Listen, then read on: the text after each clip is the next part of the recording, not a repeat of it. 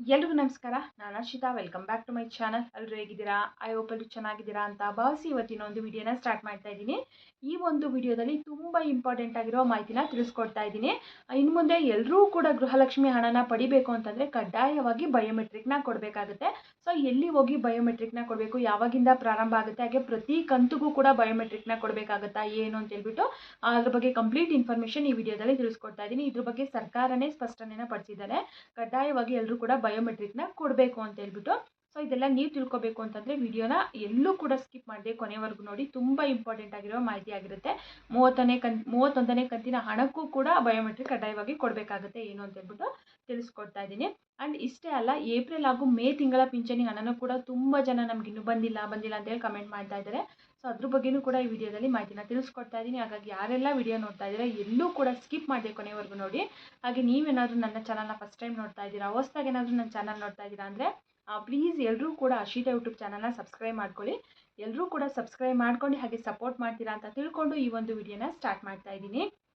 So ಎಲ್ಲ YouTubers ಥರ ನನಗೂ ಕೂಡ ಪ್ಲೀಸ್ ಸಪೋರ್ಟ್ ಮಾಡಿ. ನಾನು ಯಾವುದೇ ರೀತಿ ಫೇಕ್ ಮಾಹಿತಿ ಆಗಲಿ ಸುಳ್ಳು ಸುದ್ದಿಗಳನ್ನಾಗಲಿ ಖಂಡಿತವಾಗ್ಲೂ ನಾನು ತಿಳಿಸೋದಿಲ್ಲ. ನೀವು ಬೇರೆ ಚಾನಲ್ಗಳಲ್ಲಿ ನೋಡಿರ್ಬೋದು, ಹಣನೇ ರಿಲೀಸ್ ಆಗಿರಲ್ಲ, ಹಣ ರಿಲೀಸ್ ಆಗಿದೆ ಬೆಳಗ್ಗೆ 10 ಗಂಟೆಗೆ ಇಷ್ಟು ಜಿಲ್ಲೆಗೆ ಬರುತ್ತೆ, ಹಾಗೆ 32 33 ಕಂತು ಬರುತ್ತೆ, 6,000 ಬರುತ್ತೆ, 4,000 ಬರುತ್ತೆ, ಈ ರೀತಿ ಫೇಕ್ ಎಲ್ಲ ತಿಳಿಸ್ತಾರೆ. ಅವರಿಗೆ ತುಂಬ ಜನ ಸಬ್ಸ್ಕ್ರೈಬ್ ಮಾಡ್ತಾರೆ, ಹಾಗೆ ವ್ಯೂಸು ಕೂಡ ಚೆನ್ನಾಗಿ ಬರುತ್ತೆ. ನಾವು ಇರುವಂಥ ಕಂಟೆಂಟ್ ಏನು ಸತ್ಯಾಂಶ ಇರುತ್ತೋ ಅದನ್ನು ತಿಳಿಸಿದ್ರು ಕೂಡ ವಿಡಿಯೋ ನೋಡುವಂಥವ್ರು ಯಾರು ಕೂಡ ಸಬ್ಸ್ಕ್ರೈಬ್ ಮಾಡಲ್ಲ, ಸರಿಯಾಗಿ ಯಾರು ಕೂಡ ಸಪೋರ್ಟ್ ಮಾಡ್ತಾ ಇಲ್ಲ. ಸೊ ಹಾಗಾಗಿ ಎಲ್ಲರೂ ಕೂಡ ಸಬ್ಸ್ಕ್ರೈಬ್ ಮಾಡ್ಕೋತೀರಾ ಅಂತ ತಿಳ್ಕೊಂಡು ಈ ಒಂದು ವಿಡಿಯೋನ ಸ್ಟಾರ್ಟ್ ಮಾಡ್ತಾ ಇದ್ದೀನಿ. ಇನ್ನು ಮುಂದೆ ನೀವೆಲ್ಲರೂ ಕೂಡ ಗೃಹಲಕ್ಷ್ಮಿ ಯೋಜನೆ ಹಣನ ಪಡಿಬೇಕು ಅಂತಂದರೆ ಕಡ್ಡಾಯವಾಗಿ ಬಯೋಮೆಟ್ರಿಕ್ನ ಕೊಡಬೇಕು ಅಂತ ಹೇಳ್ಬಿಟ್ಟು ಇವತ್ತು ಅಧಿಕೃತವಾಗಿ ಸರ್ಕಾರದಿಂದನೇ ಮಹಿಳಾ ಮತ್ತು ಮಕ್ಕಳ ಕಲ್ಯಾಣ ಇಲಾಖೆಯಿಂದನೇ ತಿಳಿಸಿದ್ದಾರೆ. ಇದನ್ನು ಈಗ ಆಲ್ರೆಡಿ ಸಾಕಷ್ಟು ನ್ಯೂಸ್ಗಳಲ್ಲಿ ಪ್ರಸಾರ ಆಗ್ತಾ ಇದೆ, ನೀವೆಲ್ಲರೂ ಕೂಡ ನೋಡಿರ್ತೀರಾ. ಯಾಕೆ ಇಷ್ಟು ವರ್ಷ ಇರಲಿಲ್ಲ, ಈಗ 3 ವರ್ಷ ಗೃಹಲಕ್ಷ್ಮಿ ಯೋಜನೆ ಹಣನ ಕೊಟ್ಟರು, ಇನ್ನೇನು 2 ವರ್ಷ ಇದೆ. ಸೊ ಕೊಡ್ಬೋದಿತ್ತಲ್ಲ ಈಗಲೂ, ಇವಾಗ ಯಾಕೆ ತಂದಿದ್ದಾರೆ ಅಂತ ನಿಮಗೆ ಅನ್ನಿಸ್ಬೋದು.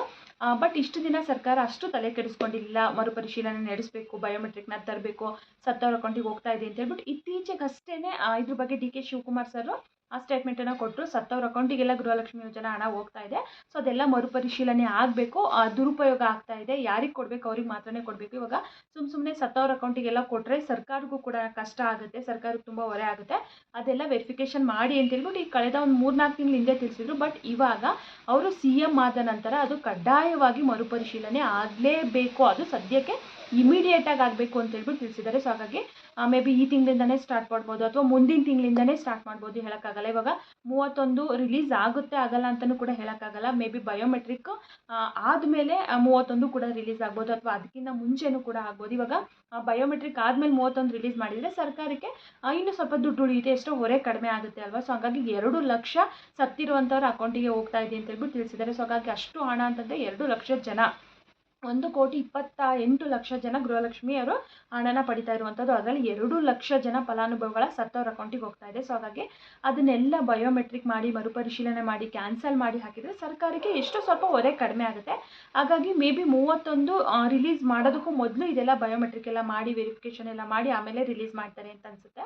ಅದ್ರ ಬಗ್ಗೆ ಏನು ಕೊಟ್ಟಿಲ್ಲ, ಬಟ್ ಕಡ್ಡಾಯವಾಗಿ ಮರು ವೆರಿಫಿಕೇಷನ್ ಆಗಲೇಬೇಕು. ಜೊತೆಗೆ ಎಲ್ಲರೂ ಕೂಡ ಇನ್ನು ಮುಂದೆ ಗೃಹಲಕ್ಷ್ಮಿ ಯೋಜನೆ ಹಣನ ಪಡಿಬೇಕು ಅಂದರೆ ಕಡ್ಡಾಯವಾಗಿ ಬಯೋಮೆಟ್ರಿಕ್ನ ಕೊಡಲೇಬೇಕು ಅಂತ ಹೇಳ್ಬಿಟ್ಟು ಸರ್ಕಾರದಿಂದನೇ ಅಧಿಕೃತವಾಗಿ ತಿಳಿಸಿದ್ದಾರೆ.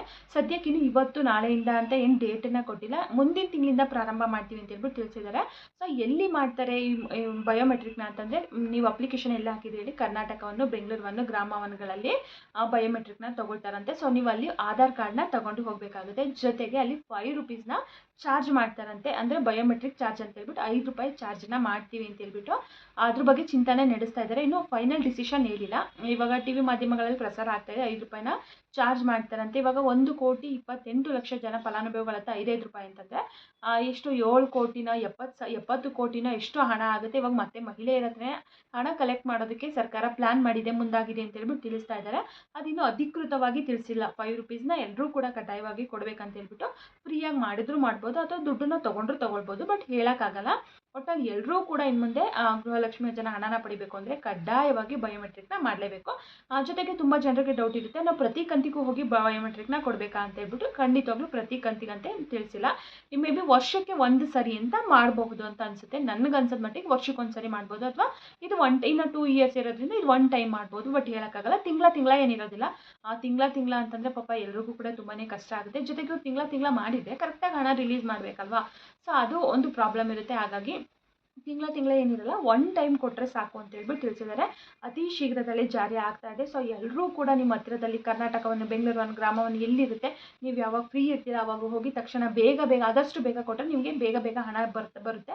ಜೊತೆಗೆ ಹಣನೂ ಕೂಡ ರಿಲೀಸ್ ಮಾಡೋದಕ್ಕೆ ಅವರಿಗೆ ಹೆಲ್ಪ್ ಆಗುತ್ತೆ. ಇಲ್ಲಾಂದ್ರೆ ಏನಾಗುತ್ತೆ ಅಂತಂದರೆ ಯಾರು ಬಯೋಮೆಟ್ರಿಕ್ ಕೊಡ್ತಾರೆ ಅವ್ರಿಗೆ ಹಾಕ್ತಾರೆ, ನೀವು ಕೆಲಸ ಇರುತ್ತೆ ಅವಾಗ ಹೋಗೋಣ ಇವಾಗ ಹೋಗೋಣ 15 ದಿನ ತಿಂಗಳು ಮಾಡಿದರೆ ನಿಮಗೆ ತುಂಬ ಬರೋದು ಲೇಟ್ ಆಗುತ್ತೆ ಅಷ್ಟೇ. ಸೊ ಹಾಗಾಗಿ ಯಾರೆಲ್ಲ ಫ್ರೀ ಇರ್ತೀರಾ, ಏನಾದರೂ ಇವತ್ತಿಂದನೇ ಸ್ಟಾರ್ಟ್ ಆಗಿದೆ ಅಂತಂದರೆ ನಾನು ಇಮಿಡಿಯೇಟಾಗಿ ತಿಳಿಸ್ಕೊಡ್ತೀನಿ. ನಮಗೆ ಗೊತ್ತಾಗೇ ಆಗುತ್ತೆ. ಅಫಿಷಿಯಲಿ ಹೇಳಿದಾಗ ಇವತ್ತಿಂದ ಸ್ಟಾರ್ಟ್ ಆಗಿದೆ, ಎಲ್ಲರೂ ಕೂಡ ಹೋಗಿ ಬಯೋಮೆಟ್ರಿಕ್ನ ಕೊಡಿ ಅಂತ ಹೇಳಿದಾಗ ಗೊತ್ತಾಗುತ್ತೆ. ತಕ್ಷಣ ತಿಳಿಸ್ಕೊಡ್ತೀನಿ. ಸದ್ಯದ ಮಟ್ಟಿಗಂತೂ ಇವಾಗ ಇನ್ನೂ ಪ್ರಾರಂಭ ಆಗಿಲ್ಲ. ಯಾವುದೇದೋ ಚಾನಲ್ಗಳಲ್ಲಿ ಕೊಟ್ಟಿದ್ದಾರೆ, ಆಲ್ರೆಡಿ ಇವತ್ತಿಂದ ಮಾಡ್ತಾ ಇದ್ದಾರೆ, ನೀವು ಹೋಗಿ ಕರ್ನಾಟಕವನ್ನು, ಬೆಂಗಳೂರುಗಳಲ್ಲಿ ಮಾಡಿ ಅಂತಂದರೆ ಯಾರೂ ಹೋಗೋದಕ್ಕೆ ಹೋಗಬೇಡಿ. ಇನ್ನೂ ಡೇಟನ್ನು ಕೊಟ್ಟಿಲ್ಲ, ಈ ಡೇಟಿಂದ ಅಂತ ಹೇಳ್ಬಿಟ್ಟು ಒಟ್ನಲ್ಲಿ ಕಡ್ಡಾಯವಾಗಿ ಮಾಡ್ತೀವಿ ಅಂತ ಹೇಳ್ಬಿಟ್ಟು ತಿಳಿಸಿದ್ದಾರೆ. ಸೊ ಅಲ್ಲಿವರೆಗೂ ವೆಯ್ಟ್ ಮಾಡಿ, ಬಂದ ತಕ್ಷಣ ತಿಳಿಸ್ಕೊಡ್ತೀನಿ. ಸದ್ಯಕ್ಕೆ ಯಾರು ಹೋಗಿ ಅಲ್ಲಿ ಕರ್ನಾಟಕವನ್ನು, ಬೆಂಗಳೂರುಗಳ ಮುಂದೆ ಕ್ಯೂ ನಿಲ್ಲೋದು ಆ ರೀತಿ ಮಾಡೋದು ಯಾರೂ ಮಾಡೋದಕ್ಕೆ ಹೋಗಬೇಡಿ. ಸೊ ಇದರಿಂದ ಸರ್ಕಾರಕ್ಕೆ ಸ್ವಲ್ಪ ಹೊರೆ ಕಡಿಮೆ ಆಗುತ್ತೆ. ನೋಡೋಣ ಇನ್ನೂ ಏನೇನು ಡಿಸಿಷನ್ಗಳನ್ನ ತಗೋತಾರೆ ಅಂತ ಹೇಳ್ಬಿಟ್ಟು. ಸದ್ಯಕ್ಕಂತೂ ಇಷ್ಟು ಮಾಹಿತಿನ ಇವತ್ತು ತಿಳಿಸಿದ್ದಾರೆ. ಹಾಗೆ 31ನೇ ಕಂತಿನ ಹಣನೂ ಕೂಡ ಅಷ್ಟೇ ಮೇ ಬಿ ಬಯೋಮೆಟ್ರಿಕ್ ಆದಮೇಲೆ ರಿಲೀಸ್ ಮಾಡ್ಬೋದು, ಅಥವಾ ಅದಕ್ಕಿಂತ ಮೊದಲೇನೂ ಕೂಡ ರಿಲೀಸ್ ಮಾಡ್ಬೋದು, ಅಥವಾ ಈ ತಿಂಗಳು ಎಂಡ್ ಅಷ್ಟರಲ್ಲಿ ಈ ಕಂತನ್ನು ಕೂಡ ರಿಲೀಸ್ ಮಾಡ್ಬೋದು. ಆಲ್ರೆಡಿ ಹಣಕಾಸು ಇಲಾಖೆಯಿಂದ ಹಣ ರಿಲೀಸ್ ಆಗಿರೋದ್ರಿಂದ ಈ ತಿಂಗಳಲ್ಲಿ ಬರಬಹುದು. ಬಟ್ ವೆಯ್ಟ್ ಮಾಡಿ ನೋಡೋಣ. ಏನಾದರೂ ಮತ್ತೆ ಅದ್ರ ಬಗ್ಗೆ ಅಪ್ಡೇಟ್ ಬಂದರೆ ಖಂಡಿತವಾಗ್ಲೂ ತಿಳಿಸ್ಕೊಡ್ತೀನಿ ನಾನು.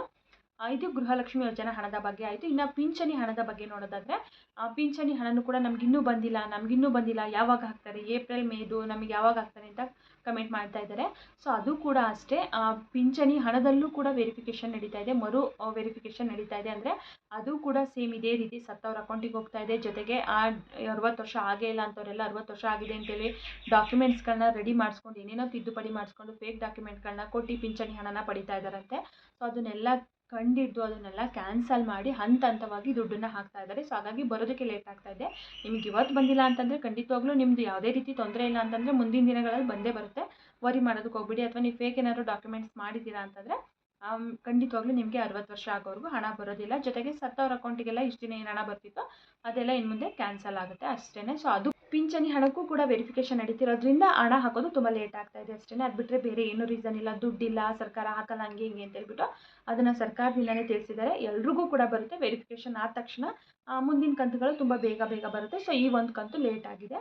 ಇನ್ನು ಜೂನ್ದು ಯಾವಾಗ ರಿಲೀಸ್ ಮಾಡ್ತಾರೆ ಅಂತ ಹೇಳ್ಬಿಟ್ಟು ವೆಯ್ಟ್ ಮಾಡಿ ನೋಡೋಣ. ಮೇ ಬಿ ಈ ಮಂತ್ ಎಂಡ್ ಅಷ್ಟರಲ್ಲಿ ಜೂನ್ ಪಿಂಚಣಿ ಹಣನೂ ಕೂಡ ರಿಲೀಸ್ ಮಾಡ್ತಾರೆ. ರಿಲೀಸ್ ಆಯಿತು ಅಂತಂದರೆ ಇಮಿಡಿಯೇಟಾಗಿ ತಿಳಿಸ್ಕೊಡ್ತೀನಿ. ಸೊ ಇವತ್ತಿನ ಮಾಹಿತಿ ಇದಾಗಿತ್ತು. ಯಾರೆಲ್ಲ ವಿಡಿಯೋ ನೋಡಿದರೆ ಎಲ್ರಿಗೂ ಕೂಡ ತುಂಬಾ ಧನ್ಯವಾದಗಳು. ಮತ್ತು ಮುಂದಿನ ವಿಡಿಯೋದಲ್ಲಿ ಸಿಗೋಣ. Thank you for watching.